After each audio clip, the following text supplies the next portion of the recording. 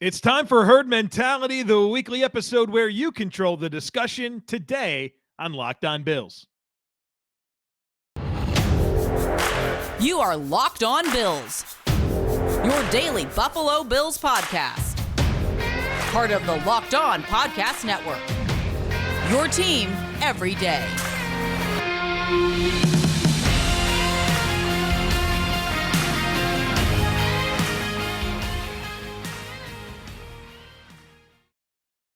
What's up, Bills Mafia? It's Joe Marino, author of Go Bills and Buffalo's Run, also the co-host of the Locked On NFL Scouting podcast, and I'm your host of Locked On Bills. I want to thank you for making Locked On Bills your first listen every day, and a big welcome to our everydayers. You know who you are. Those of you who never miss a single episode, I appreciate y'all being here very, very much. I'd also like to invite you to subscribe or follow for free on YouTube or wherever you listen to podcasts. We're part of the Locked On Podcast Network, your team every day. All right, folks, we've got Herd Mentality today. It's coming much later in the week than usual, but obviously this week was dominated by the newsy stuff we had to talk about on Monday, and then our top 10 most important players to the future of the Bills series that happened Tuesday, Wednesday, and Thursday. And so here we are doing Herd Mentality to close out the week, and we've got some great stuff to dive into. Let's get started. First one comes from Brandon. Brandon says, with the Bills not signing a free agent defensive end this year, does this signal that they are content with who they have? I think that's a really good question, and we can maybe include Shane Ray in this conversation, but let's be honest. He's 30. He's been in the CFL for the last 2 years. He hasn't played in the NFL in a long time. I'm intrigued, but we got to temper our enthusiasm there. They really didn't do anything at defensive end.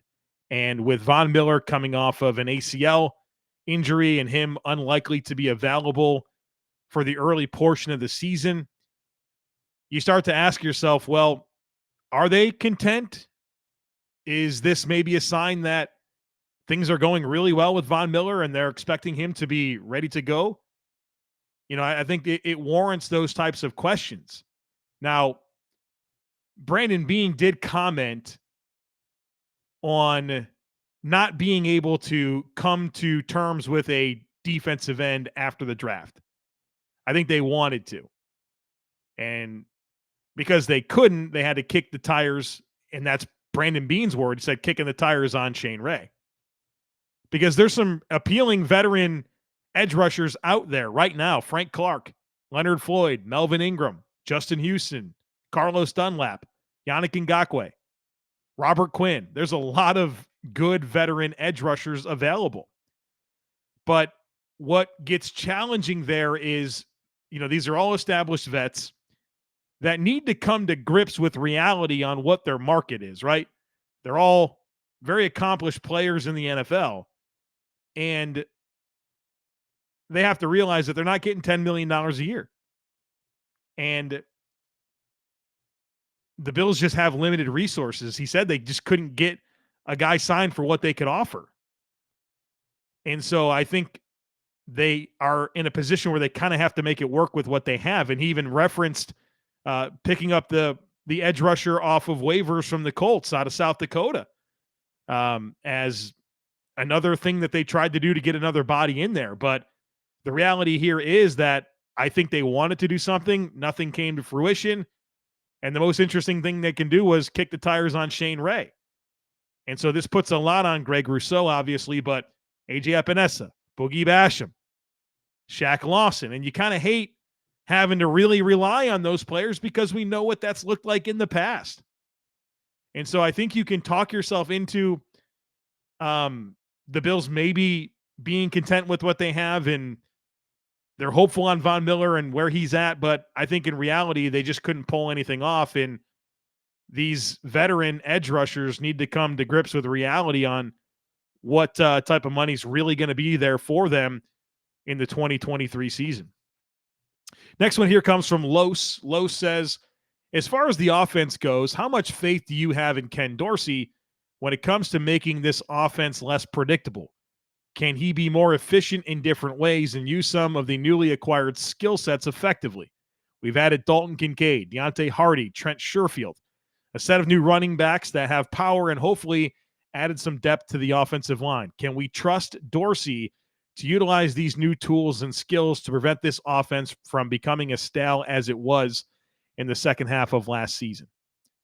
Loesch, you got a good question here. And let me address it like this. My concerns with Ken Dorsey aren't really the predictability of his offense. That's not my concern. It's more the incorporation of skill sets. Can he really get all of these guys going in the most effective ways? Because I'm not sure we could look back at last year and come away feeling good about him actually doing that.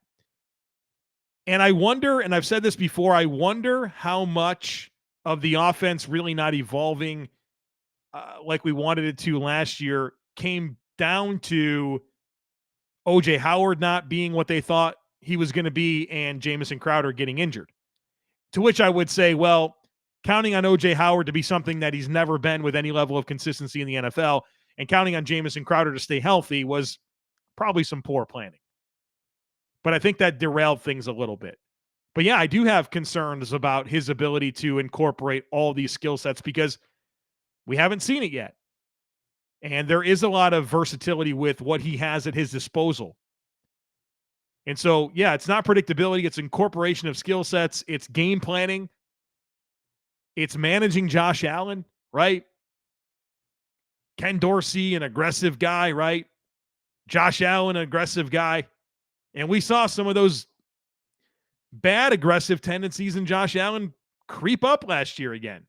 Well, Brian Dable's not here anymore to kind of settle him down, right? I mean, Daboll was with Josh Allen from the second he walked into the NFL. He knows how to talk to that guy. Ken Dorsey was his quarterback's coach. It's a different relationship. And so I think Ken Dorsey has to find himself in a better spot to manage Josh Allen. And then, of course, red zone. He's got to be better there. And so it's not predictability. It's a lot of other things. And yeah, there is that layer to the projection of this offense that is Ken Dorsey that gives me a level of concern. Yeah, I'll absolutely admit that. I'm hopeful. I'm optimistic, but I am concerned. Next one here comes from Aiden, who is part of our Subtext community. I told you guys about that yesterday on the podcast. I'll tell you about it again here in just a moment. But Aiden says, how do you think Deontay Hardy will factor into the offense this year? It seems that since he was signed in March, we've added in the slot in the form of Dalton Kincaid, who looks to be sort of a big slot, and Khalil Shakir looking like he's ready to take a big step in the slot or otherwise as well. So it seems to me that Hardy won't be as big of a factor as fans are thinking and or hoping. I don't know, could just be me. So curious to hear your thoughts on this. Thanks for answering the question. Thanks for sending it in, Aiden. Yeah, this is kind of a fun layer. This is a good problem to have, right? Because we're hopeful for Khalil Shakir to have a bigger role. We obviously want Dalton Kincaid to have a bigger role. And then you're kind of like asking yourself, well, what about Deontay Hardy? Well, here's how I think Deontay Hardy factors in. First of all, anything that you saw Isaiah McKenzie do, whether it was the deep over routes, whether it was horizontal stretching with jet motion and that type of stuff, I think a lot of that now, or not a lot of it, all of that goes now to Deontay Hardy. He's also a player that gives competition to Nyheim Hines as the kick and punt returner, but also a player that Brandon Beane has come out and said is an inside and outside player for us. And so while I don't know that he'll be the primary slot player, and he shouldn't be, because I do think that Shakir and Kincaid should be your primary slot players, him playing on the outside is absolutely part of the equation. And if he's healthy, his speed is unmatched by any other player that the Bills have at receiver. And so that vertical component, that ability to stretch the field and lift coverage, can open up a lot too. So there's a lot that Ken Dorsey can still do with Deontay Hardy, even if he's not going to be a high volume piece of this offense, right? I don't look at Deontay Hardy right now and say, okay, 70, 80 targets are coming his way, maybe 50. And of course, a lot of his value may come in improving the offensive spacing, whether that's horizontal, vertical, and of course, providing the Bills with more depth in the return game. All right, folks, we got a bunch more to get to, but first I need to tell you about Built Bar, the best tasting protein bars on the planet. These things are awesome. They come in so many great flavors. They're so good, right? They have churro, they have cookie dough, peanut butter, brownie, brownie batter, coconut almond, so many great flavors. And it's like you're eating a candy bar, but they're good for you. They're low in calorie, they're low in sugar, they're high in protein, and of course, covered in 100% real chocolate. That's right, real chocolate. So check them out. Head on over to built.com. Use our promo code LOCKEDON15. It'll get you 15% off your next order, or you can head on over to your local Walmart or Sam's Club, pick up a box off the shelf, try them out. Folks, they're awesome. I got a feeling if you do, you'll be thanking me later.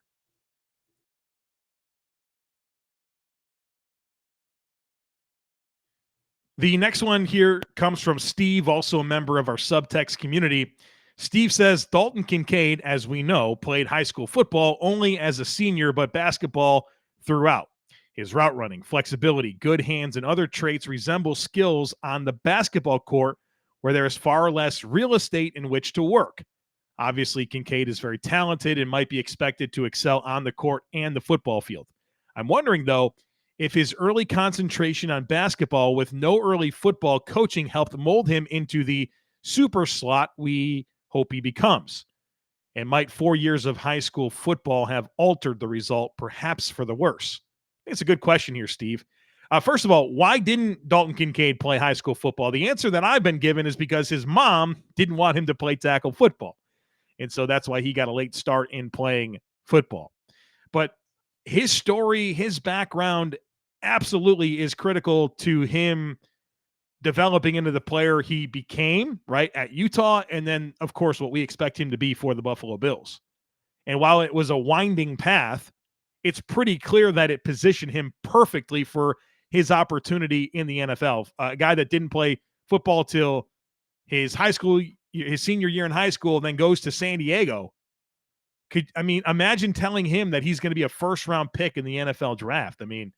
Pretty crazy, but I think you could be concerned about the answer to the question, what happens if he does play 4 years of high school football? Does he even play tight end? Do they want him to play quarterback? Does he rush the passer, linebacker? You never know, right? And so hindsight is always 20/20, but I think his path was the right path for him to get where he is right now. Next one here comes from Amy, who says, last week you talked about how much the Bills run the football out of shotgun. Can you explain why this is, and what are the advantages and disadvantages of running the football out of shotgun? Yeah, so the advantage here is that, well, the Bills throw the football a lot out of shotgun, and so you need to run the football out of shotgun so that you're not predictable by formation, right? There has to be the threat of the run and the pass by formation. Also, college teams run the football almost exclusively, it feels like, out of shotgun. And so the running backs that are coming into the NFL, that's what they're accustomed to doing. That's what's normal for them. So you do it out of necessity for less predictability. It's also just where the game is trending. And a lot of wide zone rushing offenses really rely on that type of structure. Now, the disadvantages to running the football out of shotgun is your running back is receiving a handoff from a static, stationary position as opposed to working towards the line of scrimmage. So if you're in shotgun, you're a running back, you're next to the quarterback receives the snap and hands you the football, you're standing still, then you take the ball and go. If the quarterback's under center, now they are taking the handoff and there's footwork necessary. They have to drop back into you. So they're coming towards you as the running back and you're coming towards them. And so you're receiving the handoff with momentum towards the line of scrimmage. You're pressing the line of scrimmage. And I think that helps running backs obviously get a little bit of momentum going, but also they can kind of press the line of scrimmage with more nuance to open up some tracks and potentially manipulate the second level and widen some lanes. Also, when you run the football out of shotgun, your offensive line is typically in a 2-point stance as opposed to a 3-point stance. And so when you're in that 2-point stance, it's harder for your blockers to roll their hips into blocks and really create movement. So when you run the ball out of shotgun, it becomes more reliant for your offensive linemen to utilize body positioning and good angles to create the space necessary to run the football effectively. So hopefully that gave you some good insight into the advantages and disadvantages of running the football out of shotgun. Next one here comes from Brian. And before we get to Brian's question, want to wish Desmond and Calvin, those are Brian's sons, good luck this weekend. They have their flag football playoffs. So go out there and ball out, channel your inner Stefon Diggs and make some plays out there and hope that you guys have a lot of fun and have a lot of success. So good luck to Desmond and Calvin this weekend in the flag football playoffs that they are participating in. Brian's question is, Stefon Diggs was drafted 146 overall in 2015, but now he is widely considered a top 5 receiver in the NFL. For perspective, Justin Shorter was drafted 150 overall this past year, but it sounds like the Bills took a flyer on a physical specimen who underproduced in college. What do you think scouts missed on Diggs back in 2015? What do you think is the thing scouts would have missed in Shorter for him to end up as a Diggs level steal for the Bills? Fun question here. First of all, let's talk about Stefon Diggs, 2015, coming out of Maryland. And this is pretty cool. I actually went into my Google Drive and I found my notes, my 2015 notes on the wide receiver class. And I had Stefon Diggs graded in the 4th round. And I wrote a blurb back in 2015. I guess that's what I was doing. I was writing blurbs on players. And so this is what I said about Stefon Diggs. I said, good hands and fluid athlete, has some ability after the catch. The full realm of his skill set remains unclear due to poor quarterback play and injuries. He has a natural ability to pluck the ball skills, separation ability, and body control are top-notch. Did not get a chance to do much down the field in college. And so I know that's a very condensed scouting report, but that's representative of the way that I perceived him. And Diggs, he didn't have a ton of production at Maryland. He didn't test well. I mean, his RAS score is only in the 5s. So you have a player that didn't produce much at Maryland, that didn't test well, that had injuries. But, I mean, there was certainly some apparent skill that intrigued you, but, there wasn't enough there for you to really go in on drafting him higher. Now, of course, the NFL, every team was wrong 4 times over, right? Or 5 times over passing on Diggs. But I think my notes there could be representative of maybe some of the ways that the league saw him and why he fell. As for Justin Shorter, I think Justin Shorter has a long ways to go in terms of route running. He's a very linear athlete, obviously a physical specimen, height, weight, speed, vertical ability in terms of straight line speed, can block, he's physical, can play special teams, but the route running is just not there yet with Shorter.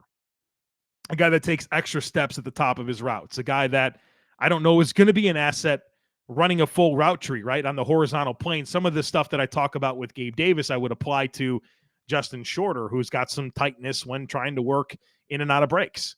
And so, I think that's a big reason why, as this former all-everything high school recruit, Justin Shorter underachieved in college and wound up having to transfer, right?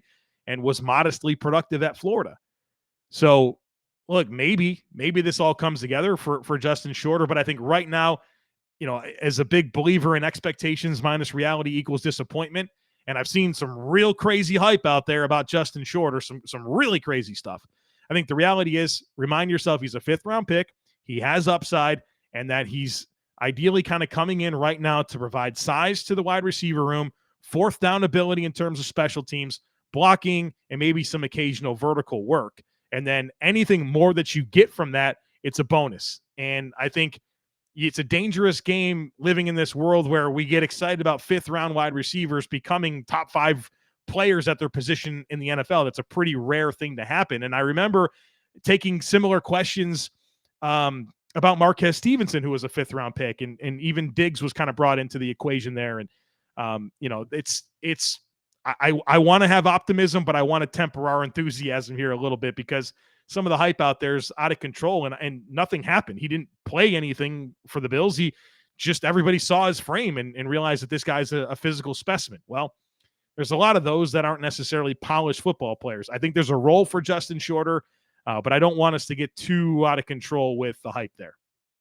Next one here comes from Matt, and I put this one after that question for a reason. You'll find out in a second here. Matt says, I feel like the Shane Ray signing is low risk, high reward. He was drafted in the first round in 2015, so at that time, he must have had a good physical profile. On the next herd mentality, can you give us your draft profile on him?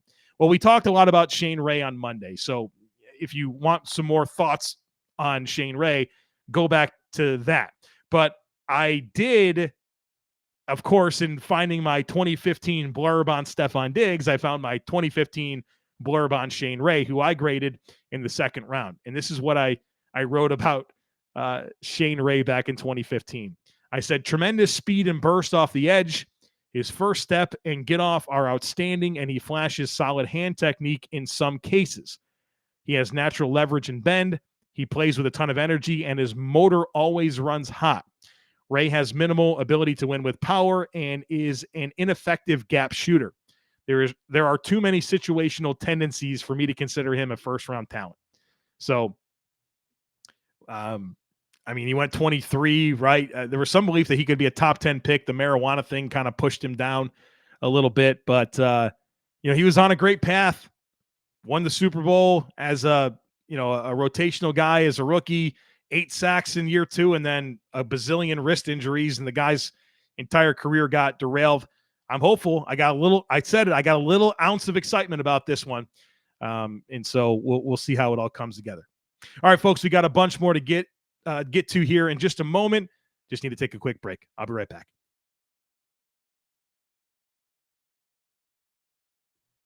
All right, folks. Like I mentioned, we have launched the Subtext community for Locked On Bills. And so I would like to invite you to join the Locked On Bills Subtext community. It's something new, like I mentioned, that we're offering.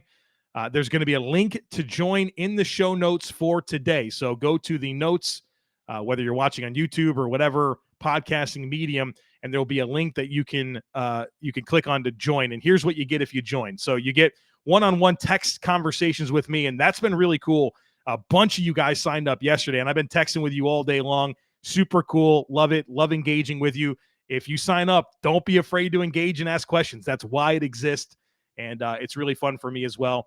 You get herd mentality priority. So if you, in one of the text messages to me, say, hey, this is for herd mentality, and you're a Subtext subscriber, we're going to make sure we get it in on the show. That happened today for Aiden and Steven. I'm going to have some exclusive content for the Subtext community. I'm going to give you some regular Bills musings texts. If I have random thoughts about the team, I'll send out a broadcast to all the subscribers, and I'll give you my first reaction to all the major Bills news. So if they make a move or something is significant, I'll give you my first reaction through the Subtext, and we're going to have some giveaways. And speaking of giveaways, we're doing one right now. So everyone that has joined or joins the Subtext community before May 25th. Before May 25th, join, and you're going to be entered into a drawing, and 2 people are going to win a free personalized signed copy of my book, Go Bills. So I'll give away a couple of those, send them right to your house. I'll personalize it and all of that. So 2 people will win that. Sign up between now and May 25th.